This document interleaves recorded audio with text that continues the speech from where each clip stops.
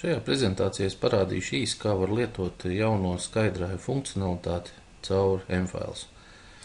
SkyDrive ir Microsoft programmatūra, jeb mākoņa risinājums, kur mēs varam glabāt savus failus. Līdzīgi kā tas ir alternatīvajā Dropboxā vai arī Google Drive.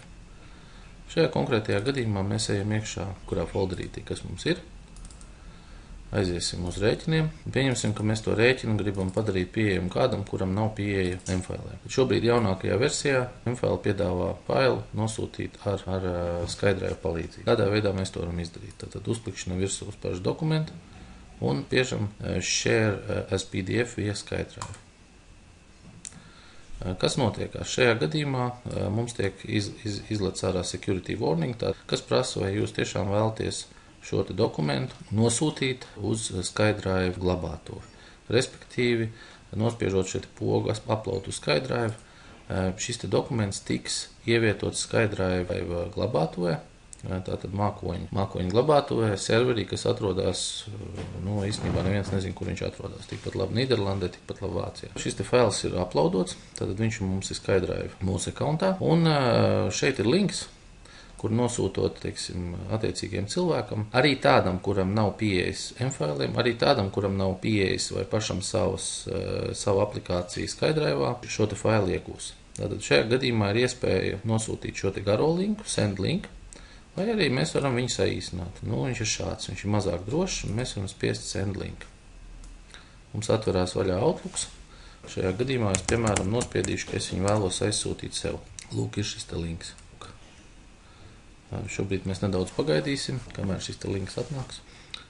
Tātad šajā gadījumā es sev nosūtīju linku. Atgādināšu, ka šo linku var izmantot arī tie cilvēki, kuriem nav pieejas mFiliem, kuriem nav pieejas SkyDrive'am, jo SkyDrive aplikācija atverās arī parastajā webbrowserī. Tad spiežot šo te linku, atverās SkyDrive aplikācija, un mēs redzam šo te rēķinu, kur mēs esam nosūtījuši. Mēs viņu varam arī attiecīgi downloadot uz savu kompjuteri, un jebkurš klients viņu varēs saglabāt uz savu datoru, kurā vietā ir. mFiliem ir viena īpatnība, faktiski nosūtīt tikai PDF veidu failus.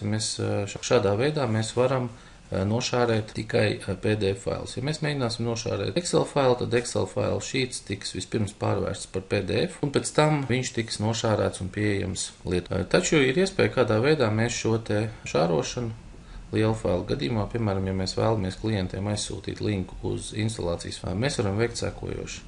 Pirmkārt, mums ir jāinstalē savā datorā SkyDrive aplikācija. Varam vaļā browseri, ievadam SkyDrive application, lūk, un download SkyDrive. Šeit download SkyDrive for Windows, bet tikpat labi mēs varam viņu lejuplādēt un lietot arī uz savu iPhone, iPad vai Android, respektīvi Samsung, piemēram.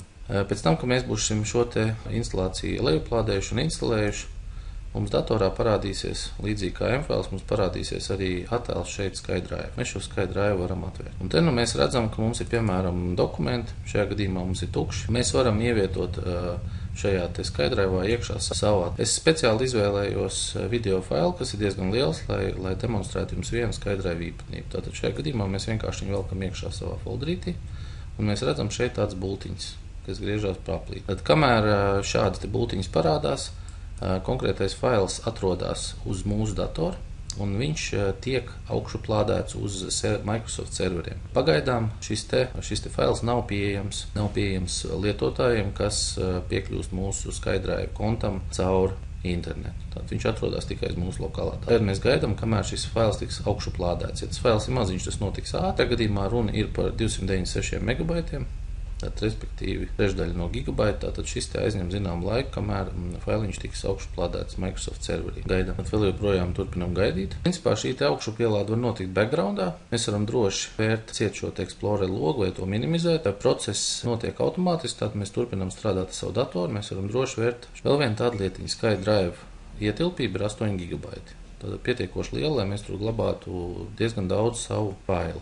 Taču skaidrs, ka ja mēs turpināsim tur augšuplādēt un nekad neko nedzēsim ārā, tad vienā brīdī šis te drives, protams, aizpildīsies. Līdzīgi kāds ir Dropboxā vai Google Drive. Šobrīd pasaulē notiek ļoti tās konkurences starp Google, Microsoft un alternatīviem piedāvātājiem, tādiem kā Dropbox. Un tāpēc lietotājiem ir pieejams pār velti, arvien vairāk glabāt failus pilnīgi par baltu velti. SkyDrive, kas aplikācija atrodas uz mūsu datora, tiek patstāvīgi sinhronizēta ar SkyDrive serveri. Līdz ar to failus, kurus mēs ievietojam šeit, mēs viņus redzēsim SkyDrive, ieejot Google Chrome vai Internet Explorer. Izdzēšot viņus šeit, viņi izdesīs arī no servera un otrā. Šajā brīdī mēs redzam, ka fails ir augšuplādēts, parādās zaļa ikoniņa, kas nozīmē, ka šis fails ir pieejams ne tikai uz mūsu datoru, caur SkyDrive, bet arī SkyDrive aplikācijā mākonī. Varam vaļā Internet Explorer, šajā gadījumā Google Chrome, ejam uz SkyDrive.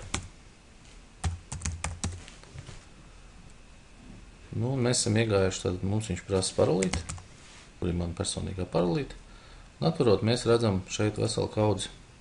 Reku apakšā parādās, ka man vēl ir pieejama 6,71 gigabaiti no 8 maksimumā. Pēc kāda brīža parādīsies preview, respektīvi priekšapad, mēs varam izvēlēties viņu downloadot uz savu datoru. Jeb arī otrs variants, tas ir liels, tāpēc es ieiešu šeit, piemēram, fotogrāfijās, tās ir pēdējās fotogrāfijas.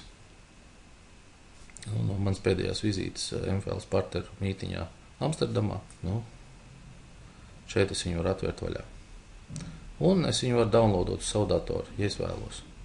Taču tas, ko es jums gribu parādīt, ir tas, ka mēs varam šos te failus, jebkur no failiem nošārot, respektīvi dalīties ar to ar citiem lietotājiem. Mēs spiežam labo taustiņu un spiežam share. Tad viņš prasa, kam nosūtīt šo te linku. Šajā gadījumā es viņu nosūtīšu pats sev. Un šeit var kaut ko ierakstīt. Šeit var prasīt, lai jebkurš to ieraudzīs, viņam ir jāielogojas iekšā, bet ne visiem ir SkyDrive konts, tāpēc šajā gadījumā mēs to neaizpildīsim. Tad šeit mums ir sharings. Tā ir ļoti ērts veids, kādā veidā glabāt savus failus tādā vietā, kas ir pieejama no jebkuras vietas pasaulē, līdzīgi kā tas ir ar MFL.